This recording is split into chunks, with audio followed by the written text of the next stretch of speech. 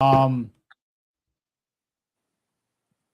and this actually gets into something I wanted to bring up as a topic. Also, something we could talk about was women in sports not being treated the same as men, and the WNBA right now is a big example of Okay. all they want is the same. Just how the NBA has it set up, where if the team is doing better, the players get a kickback. You know what I mean? Like they get a revenue share. So, say you're on a team that last year made 50,000, and I'm just making easier numbers. But this year, because your team's better and you got the star players and stuff, you're now making 200,000. All they're asking for is, okay, throw us 10% of that or something, like the split between the players, not each player, but something like that. The NBA does it. Mm-hmm. Why can't they? Why can't they? Especially because after this season, the WNBA had its biggest finals ratings ever. And they just signed big contracts with ESPN for TV deals and everything. Why aren't you giving these players the money they deserve? Why? Because they're women? That's what it seems like. You think they don't deserve it because they're women? They're playing just as hard as the men, if not harder. They have to play harder, prove themselves harder than the men, in my opinion. And this has come from someone that's played sports. I believe give them their money, give them what they want. They deserve it. They've never equally been paid. That's why you even look back since the WNBA started. Players have always gone to Europe for the money. For their money, yeah. Even when the WNBA is here, a lot of players still rather go there because of the money. That's the only reason. Well, of course, vacation time too. But a WNBA player, the average player, makes 60K a year. Yeah. Where we work, there's people making more than that.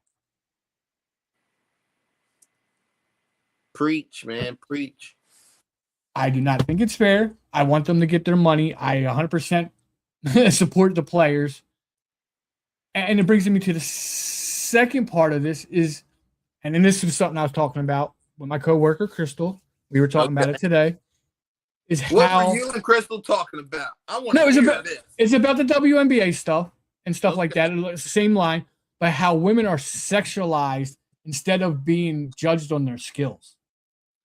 And this is since the WNBA started, because Rebecca Lobo, and I don't know a lot of people, but I remember it when they started, and they always said, why is she one of the faces? She's not the greatest looking player.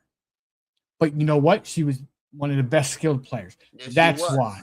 And that's why she was there. But everybody turned on her and the WNBA at first because it wasn't the hottest chick in the league as the face.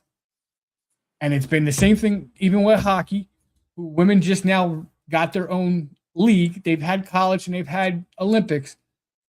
And people are still to this day complaining because it's not the hottest, what they think the hottest chick as the face of the league.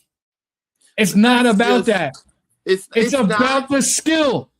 And this is where I say them being sexualized instead of their skill. The guys, guess what? Yeah, they may be handsome stuff, but guess what? It's more about their skill. Women, everyone all just cares about what they look like. It's not about that. They're athletes. It's about their skill. How good are they? Stop making it about looks.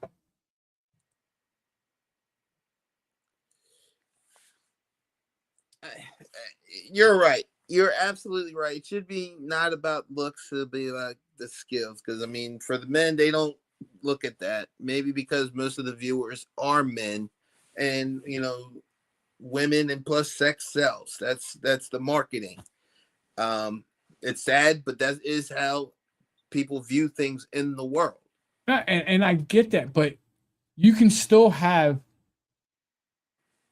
someone that I guess society doesn't think is the prettiest, still be the face on their skill and still make them look good. Right. But I'm not saying what I'm saying is that it's just how the world views things. And I'm saying it needs to change. It's fucked up. It should be based off their skill and everything like that. But for you to get the viewers, it's pretty much because it's like a male versus female thing. Who watches more WNBA? Now since we're talking about sex, let's get to it. Who watches more of the WNBA? I don't know the demographics because I don't pay attention to demographics because I couldn't tell you that in pretty much any sport. Well, other than obvious ones, but right. But I'll put it this way. It's more men that watch the WNBA than it is for women. Now, besides Crystal, because Crystal's a basketball player / a fan. She's a fan of the sport. And I'm using you as an example, Crystal. She's a fan. So obviously someone like her will watch it because of their talent and their skill. She understands that. But if you're trying to get someone new to join the thing, it's going to take a lot more convincing for them to watch it than anything else. Opposite sex, yeah. Oh, the girl's cute. I'm going to watch it. Whoa, this girl can ball, yo. That's what would draw most people to that. Let's be real about it. The WNBA has been failing until eyes got on Caitlin Clark and the rest of Angel Reese. That rivalry woke a lot of people up to pay attention to that. I know I'm going to get some slack when she sees me, but I'm telling the truth. That's what brought more viewers to watch more women's basketball.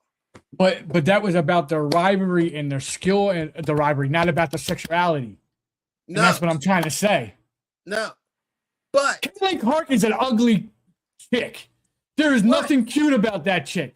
But as always, like, comment, share, hit that bell so you know when we're live. Which you know is every Tuesday at 7. So come hang out with us.